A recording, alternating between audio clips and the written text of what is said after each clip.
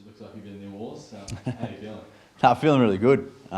Kids are loving the staples and the scars, so no, it's all going well at the minute. How many stitches? There's 4 staples in there at the minute, so no stitches, bit of glue and some staples, and hopefully holds it together. Disappointing loss on the weekend, especially at home. Yeah, it was. As Scotty mentioned, it was probably a little bit uncharacteristic from us, albeit they played really well and we just couldn't get the game on our terms at all. So plenty to work on, which is the exciting part, and we get to hone our craft again through the week and then go again against North Melbourne in Tassie, so looking forward to that. I know you've just rolled in on a Monday morning, but have you had the chance to reflect on the end? Where do you think the Dogs had it over you guys? Oh, they managed to just get territory a lot easier than us. Obviously, the inside 50 count was, pretty lopsided, so we didn't give our forwards enough of a chance, albeit they may have been able to get the ball to ground a bit more than what they did. I think Rory Lobb and Buku had, big games. I think Bevo said they were impenetrable, and it felt a little bit like that at times. So how could we have maybe moved the ball a bit better? But yeah, maybe adapting to conditions would have helped that. What's it like looking at the ladder at the moment, seeing how tight it is, and these games, they're our 8-point swings at times?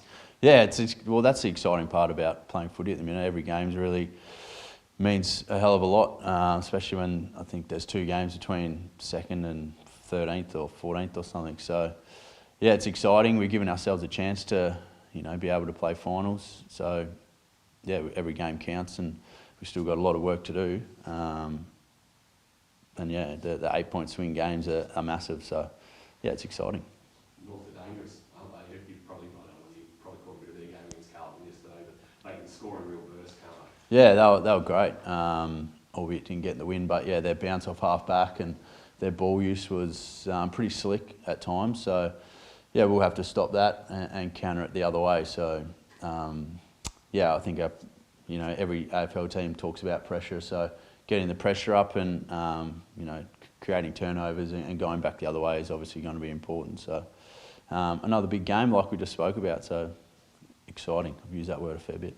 You spoke earlier in the season about how you wouldn't play every game. I think you've played every game since the bye. I think that's been about a 4 or 5 game block. Is there another week off for you coming, knowing that right now that you might have to factor in September? Yeah, it's an interesting one. I haven't necessarily talked about it too much come the second half of the season. So I actually don't know one. Body's feeling really good at the minute. I feel like we do need to keep winning, obviously. Probably don't have that luxury like we did at the start of the year when we won. So yeah, it'll be continued conversations with the conditioning staff and the coaches around my management and where we see it.